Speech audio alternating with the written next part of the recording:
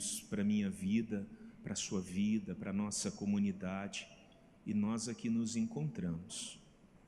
Nos encontramos porque queremos buscar a face do Senhor.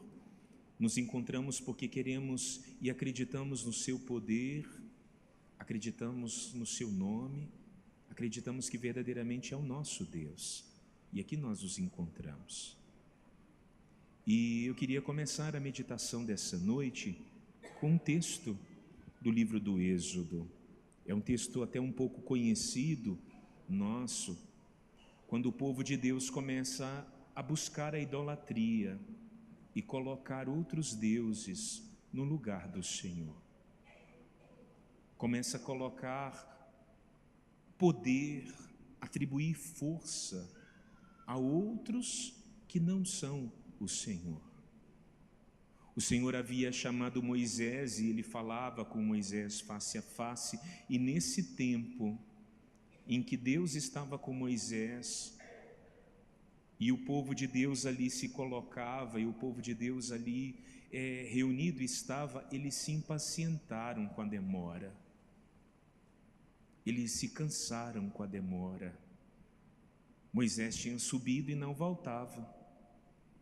Moisés estava com Deus e não voltava para falar com eles. E ele foi passando o tempo e eles foram ficando impacientes. Eles ficaram cansados. E aí começaram a maquinar, pensar: o que nós vamos fazer? O que nós vamos fazer? Percebe? Começaram a colocar um jeito ou usar das próprias forças para tentar solucionar o quê?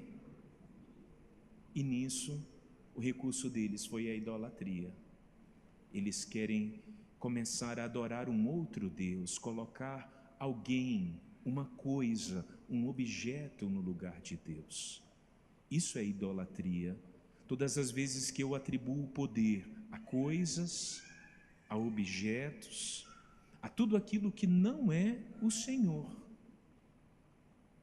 Trazendo para tempos de hoje, se eu idolatro no casamento, por exemplo, no relacionamento, aquele ou aquela com quem eu me relaciono, se ele ocupa mais o lugar, a atenção, a devoção do que o próprio Deus, a gente tem um problema aí, a gente tem uma idolatria. Se o meu trabalho, ele ocupa mais o lugar, se ele ocupa mais a atenção, e eu gasto mais amor do que eu dou ao próprio Deus, a gente começa a ter um problema. A idolatria, às vezes, ela está aí no meio de nós, né? E nesses últimos tempos é tão comum, né? Porque fulano, quem é o seu ídolo? Eu lembro de uma atriz, eu era adolescente ainda, né? E eu já tinha um pouco em mente a palavra de Deus. Nunca me esqueci dessa entrevista. Quem é o seu ídolo? Né? E assim, às vezes a gente espera, né, que a pessoa possa responder: Deus, Jesus Cristo, né? E a pessoa, né, Bob Marley, ele é meu ídolo, ele é meu Deus. E ela usou essa expressão: é o meu Deus, Bob Marley. E a gente coloca às vezes em pessoas que quebram, que são frágeis como nós. E hoje, de repente, a palavra de Deus nos convoca a inclinar, a adorar, a nos prostrarmos diante de quem? Do Senhor. O cerco de Jericó é um tempo bonito, porque a gente vem diante do próprio Deus, do Cristo Eucarístico, e a gente vem adorar, a gente vem amar, a gente vem rezar. Por que eu venho? Por que você vem? Só por causa dos milagres? Por causa das bênçãos? Eu queria que você viesse nesse cerco diferente de todos os outros que você já fez até hoje na sua vida. Venha por causa de Deus, por Ele mesmo, venha para amá-lo. Não venha para interrogá-lo, para ficar perguntando o que ele vai ou vai deixar de fazer. E nós vamos ainda orar nessa noite, e eu creio que o Senhor vai fazer muitas coisas, porque Ele já está fazendo. Desde de manhã o Senhor está fazendo uma obra muito grande. em nós e entre nós. Todas as vezes que nós nos aproximamos de um cerco de Jericó, essa grande missão que Deus nos deu, nós que paramos para escutar o Senhor, ouvir o Senhor, e Ele já está fazendo, sobretudo obras de conversão, obras de transformação. O Senhor quer o seu coração, o Senhor quer o altar da sua vida, o altar da sua história, da sua casa. Ele quer ser Deus verdadeiramente. E se você vir porque Ele é Deus, e porque Ele é Deus você vem adorar, porque Ele é Deus você vem amá-lo, e que não precise de ninguém dizendo, mas Senhor, eles são um povo de cabeça dura sim, né, como Moisés ficou intercedendo, mas Ele é o povo que o Senhor escolheu, o Senhor amou. Amado irmão, irmã, nós somos esse povo de cabeça dura. Quantas vezes eu e você já batemos cabeça por aí, buscando respostas, mas o Senhor, Ele nos segura pela mão e nos traz de volta. Quem sabe nesse cerco, para alguns, será um encontro com Jesus. E você vai ter um encontro pessoal com Jesus, como você nunca teve na sua vida. Encontrar-se com aquele que é a verdade, como diz o Evangelho, aquele de quem ninguém precisa dar testemunho. Os judeus estavam com tantos problemas com Jesus, e Jesus começou a ser firme com eles. Afinal de contas, Jesus já estava realizando milagres, 1, 2, 3, grandes milagres. Nós estamos no Evangelho de João, e se você ler todos os capítulos de João, você vai ver que Jesus ele realiza 6 grandes milagres. No momento desse discurso, nós estamos no 3º. Jesus já tinha feito 3 grandes milagres. E o povo começou a questionar. E aí Jesus começa a dizer: vocês não acreditam em quê? As minhas obras dizem quem eu sou. As minhas obras dizem quem eu sou. E é verdade isso. As nossas obras vão falar de nós, não é verdade? Quer conhecer alguém? Veja a sua vida. Olhe as suas obras. Olhe por onde ele anda. Olhe o que ele faz. E Jesus começa esse embate com os judeus, ao ponto de dizer: vocês não têm o amor de Deus. Amado irmão, amada irmã, Deus nos livre de ouvir isso. É ou não é verdade? Imagina, que palavra dura, você não tem o amor de Deus.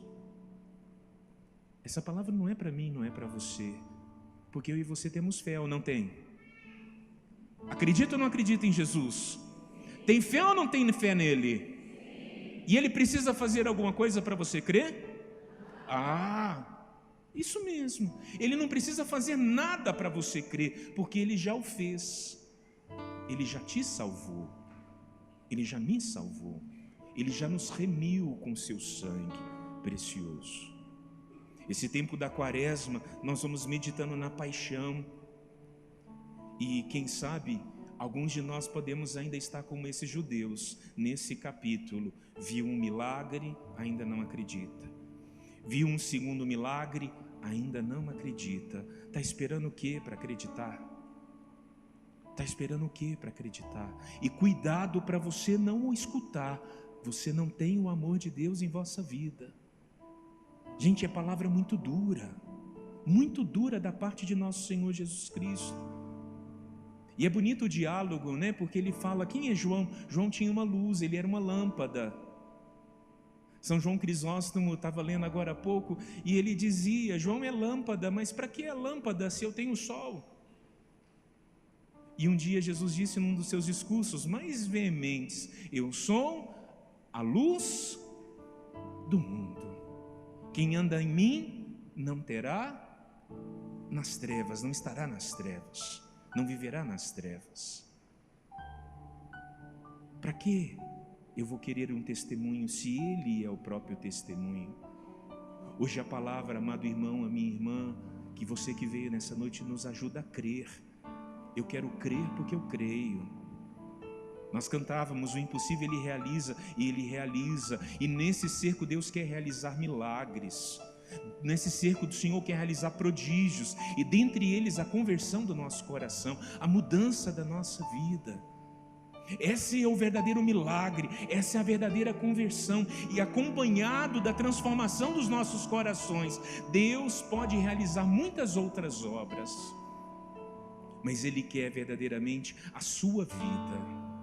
A sua vida, Ele quer o seu coração. Eu dizia que a uns o Senhor quer encontrar pela primeira vez, porque tem muita gente que vai vindo no cerco porque é empurrado, né? Vamos, é bom. Aí você pensa, né? Vamos. E aí você chega aqui, e quem sabe um ou outro teve aquela fé lá do batismo, que nem sabe direito. A gente pergunta: foi batizado? Fui. Fez primeira comunhão? Não sei. E a gente vai se perdendo, né? Porque parece que aquela crença, aquela catequese, aquele entendimento, aquele conhecimento da pessoa de Jesus Cristo. Se eu perguntasse quem é Jesus para você, qual seria essa sua resposta? A igreja esse ano está celebrando 1700 anos do Concílio de Nicéia. Em 325, as autoridades da igreja se reuniram diante dos embates da fé, porque muitas pessoas se levantavam para dizer: é assim, não é assim. E sobretudo, vocês já devem ter escutado essa palavra, heresia. Heresia é quando existe um ensinamento que é contrário à fé, é um pensamento que vai contra a nossa fé. E em Nicéia começou a estipular o credo como nós temos hoje. E uma das grandes marcas de Nicéia verdadeiramente foi atribuir a Jesus Cristo, verdadeiramente homem, mas verdadeiramente Deus, nascido da Virgem Maria, mas filho do Pai. Quem é Jesus? É triste, né, quando as pessoas vão se enganando pelas fábulas, e a palavra de Deus fala, São Paulo um dia disse isso, que pessoas estão se enganando por falácias, por fábulas que se contam. Ah, ali é assim, acolá é desse jeito, ali tem, e a gente vai às vezes na eloquência das palavras, ou no calor do momento, ou no desespero, e por causa do desespero vai buscar Deus aonde Ele não está. Isso é idolatria. Idolatria. E eu não vou usar a homilia de hoje para questionar esse aspecto pequeno, muitas vezes. Os católicos têm imagem. Faça-me o favor. Passamos desse tempo. Perguntas retóricas ou entendimentos tão bobos, equivocados. Porque eu não sei quanto a você, eu não adoro uma imagem, nunca adorei, eu adorei o Deus vivo. Eu lembro da vovó dizendo na minha catequese primeira na minha casa: Rafael, a gente vai à missa, e aí a gente ia para a igreja. Filho, você está vendo aquela luzinha vermelha ali no sacrário? Aquilo ali é o sacrário. Na minha antiga igreja, que eu cresci perto dela, era um cofre. Hoje em dia tem um sacrário, mas era um cofre. Cofre mesmo, que bota dinheiro. Não sei quem colocou esse cofre lá na parede, mas Jesus ficava dentro de um cofre. E eu pensava: a gente deve ser tão importante o que está ali. Olha a minha cabeça de criança, porque é preciso um cofre. E eu ficava olhando, né? Alguém tinha a chave, mas eu imaginava que tinha senha, né? Mas não tinha senha, era só a chave que abria, né? Mas vovó dizia para mim: tá vendo aquela luz ali? Falei: sim, vó. É a Eucaristia, é a presença de Deus entre nós. Deus vivo está ali. Eu vó. A criança, no primeiro momento: eu não vou levar meu filho para a igreja não, e dá trabalho. Mas é nessa hora, sobretudo nos 3, 4, 5 anos, que a criança tem a capacidade intelectual a partir da imaginação. E ela é muito mais apta a entender os mistérios do que um adulto. Porque ela entende o mistério por causa do mistério, porque o tipo de conhecimento dela é favorável a entender os mistérios. Se você fala de super-herói, ela acredita no super-herói. Ela acredita no superpoder. Por quê? Porque seu intelecto está sendo formado. É onde a gente ensina a verdade da fé. Presta atenção, nós não estamos ensinando conto de gibi. A gente está ensinando a fé em Jesus Cristo, porque ela permanece, e com o passar do tempo ali cresce. Quem é Jesus? Eu me lembro que quando jovem, me contaram sobre Jesus, me falaram sobre Jesus, eu tive aquele meu encontro com Ele, pessoal. E quantos encontros ao longo da minha vida Ele favoreceu.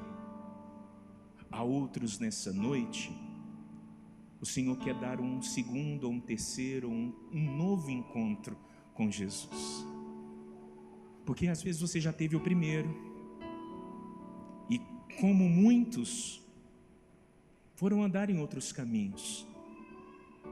Às vezes você até está no caminho, mas o Senhor quer te encontrar de um modo único, irrepetível, novo.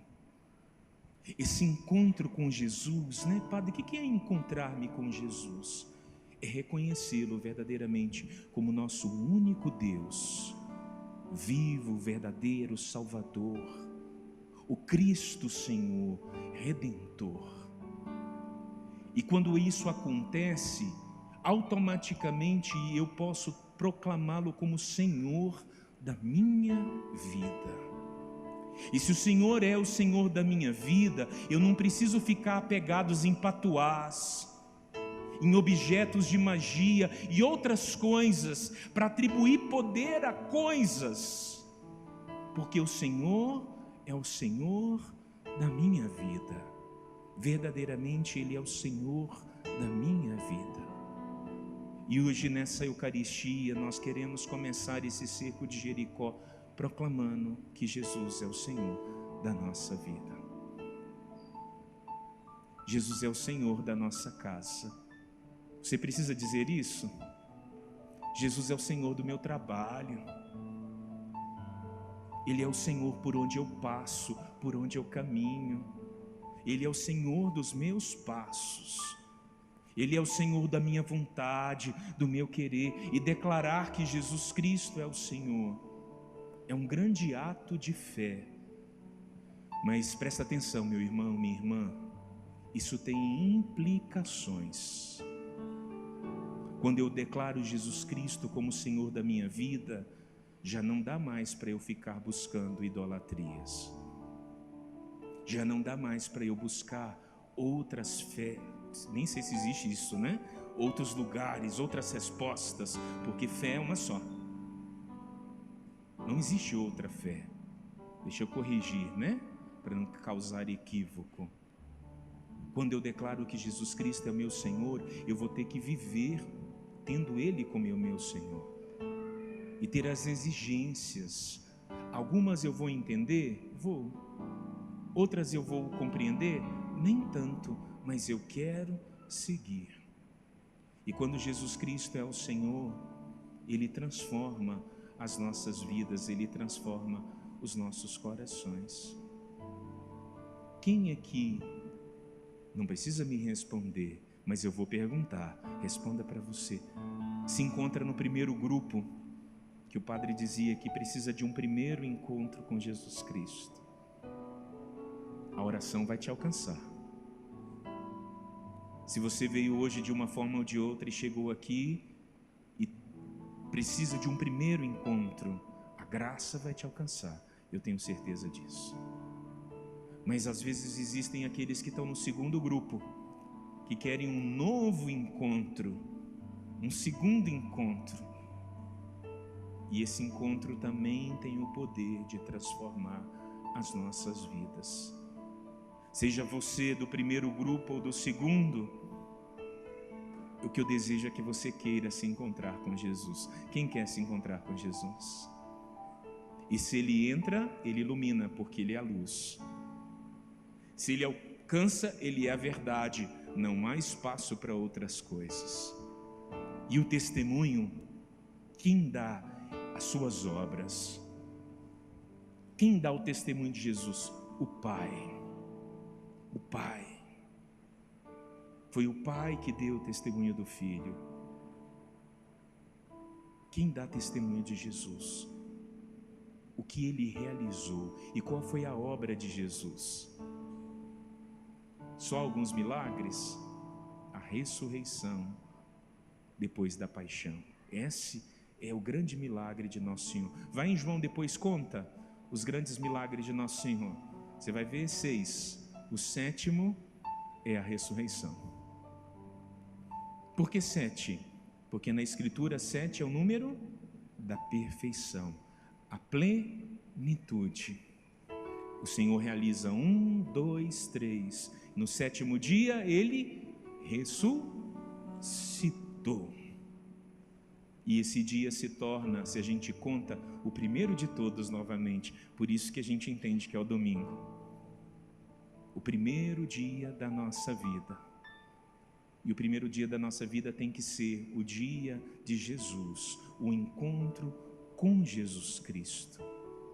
E eu quero só repetir de novo: Deus nos livre de alguém aqui ouvir: vós não tendes o amor de Deus em vossa vida. Deus nos livre, de escutar tal palavra, mas os judeus escutaram. Mas pelo contrário, que o amor de Deus seja derramado hoje e todos os dias na nossa vida. Vamos pedir ao Senhor que Ele possa nos encontrar. Vamos pedir ao Senhor que Ele possa, nessa noite, nos dar essa experiência de fé, essa experiência de conhecimento pela palavra, essa experiência pela obra do Espírito, e que Jesus, ao nos encontrar, possa realizar o que Ele deseja, o que Ele precisa. Se você pode fechar teus olhos, feche. Encontre um jeito de você rezar, seja em pé, ajoelhado, eu não sei. Encontre um jeito de você falar com Jesus. Encontre um jeito de você permitir que Ele te olhe, que Ele te perceba, que Ele te conheça. E que ao entrar na sua vida, no seu coração, Ele possa iluminar tudo que aí está. Quando Ele entra, já não há espaço mais para as trevas. Quando Jesus entra, já não há mais espaço para as sombras, para as tristezas. Quando Jesus entra, Ele transforma, Ele renova. Jesus, nós queremos pedir, pelo poder do Teu nome hoje, nessa noite, que o Senhor possa nos ajudar, Jesus. O Senhor possa, Jesus, nos alcançar. Verdadeiramente Tu és o Senhor. E nós queremos pedir que seja o Senhor da nossa vida, da minha vida. Vai dizendo isso com as suas palavras. Jesus, venha ser o Senhor da minha vida, ser o Senhor da minha casa, ser o Senhor do meu coração. Jesus, meu irmão, minha irmã, se para você é difícil rezar, diga apenas isso: Jesus, venha ser o Senhor. Eu te peço nessa noite, eu clamo nessa noite, Jesus. O Senhor vai mostrando uma pessoa que está rezando aquilo que nós rezamos na missa: eu não sou digno de que entreis em minha